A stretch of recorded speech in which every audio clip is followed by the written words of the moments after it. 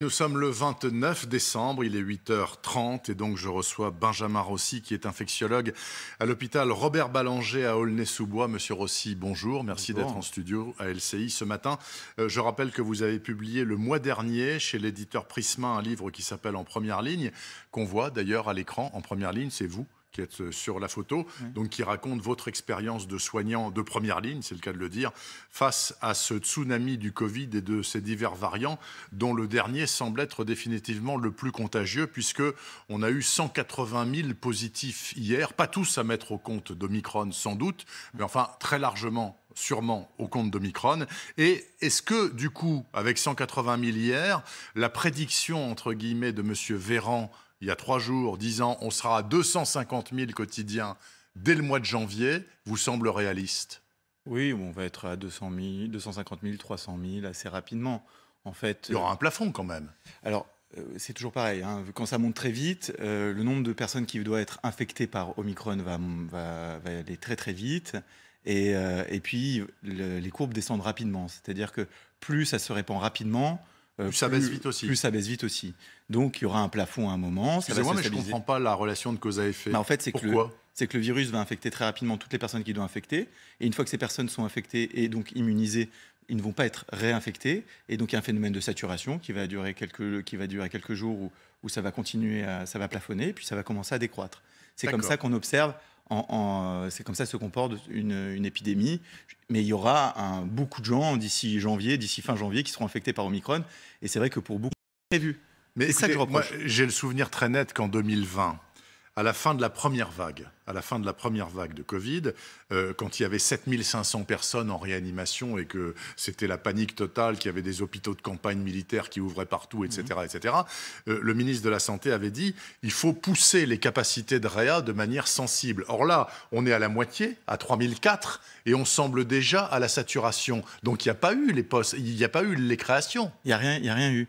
Vous vous rappelez, moi, à cette même période, en mai, on disait il faut prévoir une réserve sanitaire, et je me rappelle que le ministre nous avait dit à l'époque, c'est pas comme ça qu'on ne peut pas prévoir des réanimateurs aussi rapidement, des infirmières aussi rapidement. Il faut former des gens. Mais il faut former des gens. Mais ce qui est le problème, c'est que plutôt que de dire bon, on peut pas faire, on n'a rien fait, comme toujours. Et vu qu'on n'a rien fait, on se retrouve 2 ans, 1 an et demi après, avec aucun moyen supplémentaire, des postes, un dégoût de la profession médicale. C'est très compliqué. C'est multifactoriel. C'est des conditions de travail qui sont difficiles.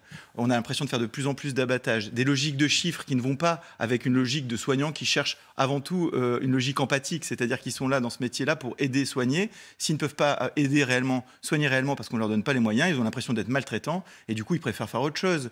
Enfin, c'est malgré les 100 € de prime annoncés par Castex. Malgré les 100 € de prime, en plus, qui vont être encore une prime de la discorde, comme il y avait eu la prime Covid, c'est-à-dire qu'on va donner 100 € à une infirmière de réanimation, l'infirmière des urgences, l'infirmière qui est dans les unités Covid d'hospitalisation, qui fait de la réanimation depuis 1 an et demi, mais contrairement au vrai réa, donc, où il y a une infirmière pour 2 patients, en salle, on a une infirmière pour 10, 12, 15, 20 parfois, parce qu'il manque du personnel. Et quand on a des patients dans les unités Covid qui sont quasiment du soin intensif, avec de l'optiflow, avec de l'oxygène au débit, et qu'on a une infirmière pour 15 patients, on n'est vraiment pas sécure.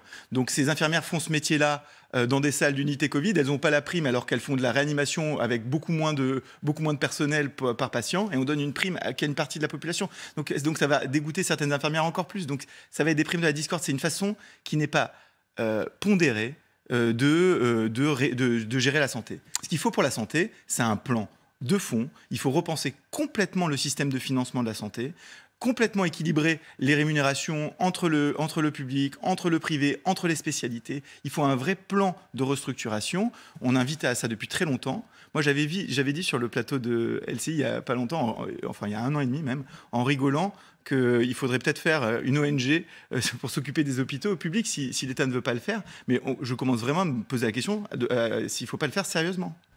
Benjamin Rossi, bon, ok, on verra si ça débouche sur quelque chose. Enfin, il y a souvent... le Ségur, c'était un peu fait pour ça quand même, non? Théoriquement, à la base. Ouais. Bon, on va pas refaire l'histoire là maintenant. Sur ce qui se passe actuellement, je lis dans la presse tous les matins qu'il y a des déprogrammations. Oui. Il y a des gens qui doivent se faire opérer, parfois de trucs qui ne sont pas des ongles incarnés, hein, c'est pas de la rigolade. Et on leur dit, vous allez attendre quelques semaines parce que priorité absolue aux malades du Covid. Est-ce que cette logique de priorité absolue aux malades du Covid, qui est remise en cause notamment en Belgique, vous semble devoir être remise en cause ici? Faut-il laisser portes ouvertes aux malades du Covid et ne pas opérer le gars qui a un cancer, le gars qui a un AVC, etc. C'est une vraie question, mais c'est toujours un peu pareil. C'est-à-dire que quand un patient arrive, qu'il a 45 ans, 50 ans, qu'il est en train de s'étouffer parce qu'il est infecté par le Covid, qu'il a besoin, pour respirer, d'être intubé, le patient qui a un cancer depuis 1 mois, 2 mois, qui est moins dans une logique d'ultra-urgence, est repoussé. Et c'est tragique pour ces gens-là. Donc en fait, il y a une vraie logique. C'est pour ça qu'on parle de responsabilité. C'est pour ça que la plupart des médecins qui travaillent à l'hôpital et qui voient ce que c'est que le Covid invitent la population non vaccinée à se faire vacciner. Puisque, en tout cas, moi je parle de ce que je vois dans mon hôpital, mais c'est que des non vaccinés qu'on voit. Donc dans les réas, c'est que des non vaccinés à 95%. À 75%, 80%, c'est des non vaccinés. Donc en fait, c'est pour ça qu'on invite à vacciner. C'est-à-dire que on veut soigner les gens. Donc moi, qu'ils soient vaccinés ou pas, j'allais dire, je m'en moque. Sur le plan moral, mais par contre, sur le plan médical, je veux le soigner. Donc on va mettre en place les soins. On va l'intuber, mais il va prendre la place de quelqu'un d'autre. On va annuler une greffe cardiaque de quelqu'un qui attend son cœur depuis 2 ans parce que et quand il y a le donneur qui arrive, parce qu'en fait, il y a plus de place pour pouvoir le faire. Donc ça a une logique. Mais maintenant, qu'est-ce qu'il va falloir faire? C'est que les patients Covid qui arrivent aux urgences, on fait quoi? On les laisse mourir? Donc, c'est toujours pareil. Nous, on n'est pas là pour juger, on n'est pas là pour donner de la moralité. On essaie d'organiser comme on peut les soins pour que tout le monde puisse avoir accès aux soins dans un état où on manque de moyens. Mais vous êtes complètement dans une logique de chirurgie de guerre. C'est-à-dire que vous avez 2 gars qui arrivent, qui sont très mal en point tous les deux. Vous prenez le plus mal en point et vous le soignez. Et l'autre, il attendra son tour. En fait, c'est le plus aigu, plus que le plus mal en point. Voilà, celui qui risque le plus urgent. Celui qui risque de décéder le plus rapidement. D'accord. C'est un peu... Alors après, quand on est vraiment débordé, par exemple, pour le Covid, on a une logique inverse. Donc la médecine de guerre, c'est que quand il n'y a plus de place en réanimation et qu'on doit choisir entre les personnes qui doivent être intubées et qui ont besoin d'être intubées, on choisit celle qui a la plus de chances de s'en sortir. Benjamin Rossi, ça peut paraître surprenant, mais le patron de l'OMS a dit récemment que les rappels de vaccination à répétition, c'est-à-dire la 3e dose, la 4e, la 25e dose, etc., ne nous permettront pas d'en finir avec la pandémie. Mais alors, qu'est-ce qui va nous permettre d'en finir avec la pandémie? Pourquoi est-ce qu'on se torture la vie à se faire piquer bientôt, peut-être tous les 15 jours, parce que finalement, la protection se rétrécit de semaine en semaine? En fait, je ne crois pas qu'il faille vacciner tous les 15 jours.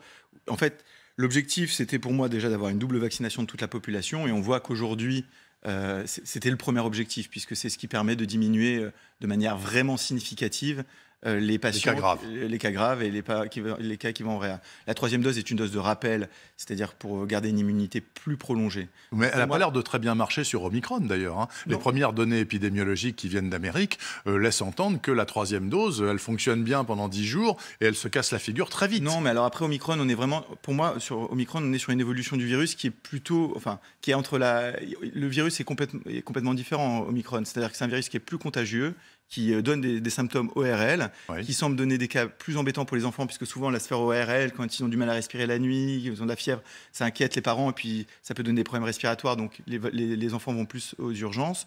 On est sur un coronavirus qui est modifié, qui est plus contagieux, et qui a un comportement différent. Omicron, pour moi, c'est une évolution de la maladie et elle va contaminer quasiment tout le monde. Et effectivement, elle est moins grave. Donc, c'est peut-être une bonne évolution à titre individuel. Mieux vaut être infecté par Omicron aujourd'hui que par Delta Delta il y a 1 an. Voilà. Donc, c'est quand même mieux. La vaccination a permis de diminuer le nombre de morts des premières formes du coronavirus. Et moi, c'est ce que je dis dans le bouquin d'ailleurs. Je pense que ce virus était particulièrement mortel parce que notre immunité ne le connaissait pas. Donc en fait, ce qui était intéressant, c'était d'immuniser la population pour éviter que la première rencontre avec le virus se fasse directement avec le virus, puisqu'à ce moment-là, une partie de la population, on va dire à peu près 5%, fait une réaction inflammatoire anarchique qui peut amener au décès dans, on va dire, à peu près 1% des cas.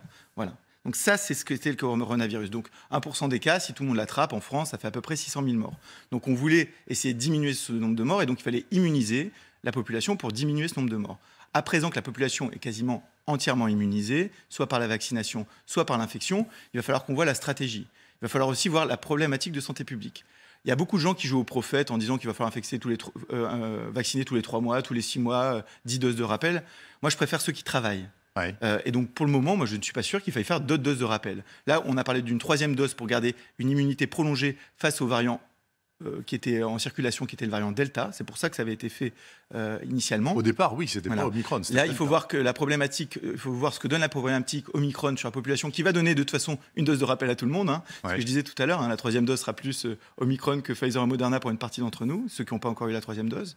Donc, maintenant, il va falloir voir ce que donne l'épidémie. C'est-à-dire que si on voit que l'épidémie évolue vers une infection ORL moins grave, eh ben, à ce moment-là, il faudra voir s'il faut vraiment continuer à vacciner les gens. Moi, je ne suis pas certain.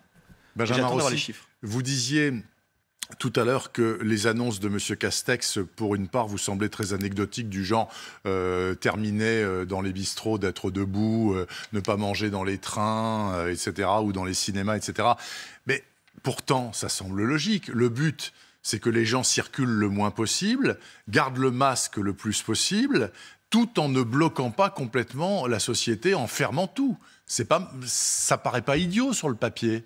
Oui, mais c'est peut-être pas très efficace, mais voilà, bon. c'est ça. Mais c'est un problème qui est théorique, c'est-à-dire que sur un variant qui est un des micro-organismes les plus contagieux qui existaient, oui. Je ne crois pas que ces mesures-là permettront d'endiguer, d'empêcher ce variant de diffuser et d'infecter toutes les personnes qui doivent. On se reconfine tous alors, comme au mois de mars 2020. Je ne dis pas, je dis pas qu'il faut reconfiner. Je ne dis pas la stratégie qu'il faut avoir par rapport au confinement, pas confinement. Je dis juste que si on décide de faire circuler, de laisser circuler un variant qui risque d'avoir un impact sur l'hôpital, il faut qu'on prévoie d'emblée la logistique sur le terrain. C'est ce qui n'est pas fait. D'accord. On en revient à ce que vous disiez tout à l'heure et à ce que vous disiez sur l'épuisement complet des personnels soignants et aussi leur côté désabusé finalement, puisqu'ils n'ont plus l'impression de pouvoir soigner quoi que ce soit. Je reviens à l'actualité pure et dure. Le Conseil, les députés vont entendre cet après-midi le ministre de la Santé. Ils vont discuter passe vaccinal, passe sanitaire. Ça vous semble bien finalement, cette suppression du pass sanitaire au profit du pass vaccinal et l'accélération de sa mise en place à la mi-janvier? Ou est-ce que, comme certains, on avait une députée LFI, par exemple, ce matin à l'antenne sur LCI, qui disait « Non, c'est purement stigmatisant juste pour les gens qui ne sont pas vaccinés. Si vous n'avez pas le pass vaccinal, vous êtes interdit de vie publique en France. » En fait, ça pourrait être intéressant si ça pousse les dernières personnes qui ne sont pas vaccinées à aller se faire vacciner. Mais je ne suis pas sûr de l'efficience de la mesure. C'est juste ça. Si ça pousse la volonté de pousser les gens à se faire vacciner pour éviter de se faire infecter et donc de venir indiquer l'hôpital, ça pourrait être intéressant si ça fonctionnait. Mais je ne suis pas sûr que ça va fonctionner et que ça va changer grand-chose. Encore une fois... Parce que les derniers sont des réfractaires irréductibles. Voilà, sont des réfractaires. Moi, ceux qu'on voit à l'hôpital sont des gens qui, avant de venir à l'hôpital, ne seraient pas allés se faire vacciner de toute façon, soit parce qu'ils sont paralysés par la peur, soit parce qu'ils sont vraiment réfractaires. Philosophiquement, voilà. Donc je ne sais pas si ça changera et donc à un moment il va falloir quand même apprendre à vivre ensemble.